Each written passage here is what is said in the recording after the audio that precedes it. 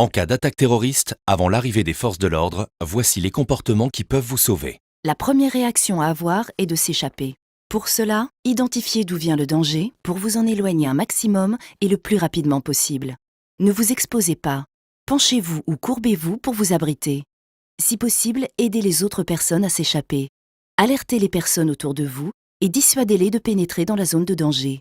Si vous ne pouvez pas vous échapper, cachez-vous. Enfermez-vous à double tour. Barricadez-vous avec des meubles ou objets lourds. Éteignez toutes les lumières et coupez le son de tous les appareils. Allongez-vous au sol et éloignez-vous des ouvertures. Abritez-vous derrière un obstacle solide, un mur, un pilier, une voiture. Coupez la sonnerie et le vibreur de votre téléphone. Dès que vous êtes en sécurité, alertez les forces de l'ordre en appelant le 17 ou le 112 et obéissez-leur. Au téléphone, ne paniquez pas, précisez le lieu exact de l'attaque, le nombre et la description des assaillants, le type d'arme utilisée, le nombre estimé de victimes. Ces renseignements peuvent sauver de nombreuses vies. Si possible, aidez les blessés.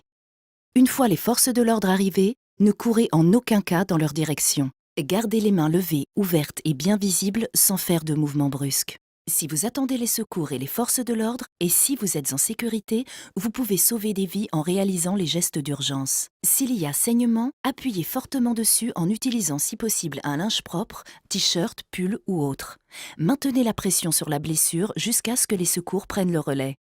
Si vous n'êtes pas encore en sécurité ou si la blessure saigne toujours abondamment, effectuez un garrot. Pour cela, faites un nœud coulissant à la racine du membre concerné à l'aide d'une écharpe, cravate ou ceinture. Dans tous les cas, aidez la personne à s'installer dans la position dans laquelle elle se sent le mieux. Si la plaie est sur le thorax, mettez-la en position assise ou semi-assise. Pour une plaie au ventre, en position allongée.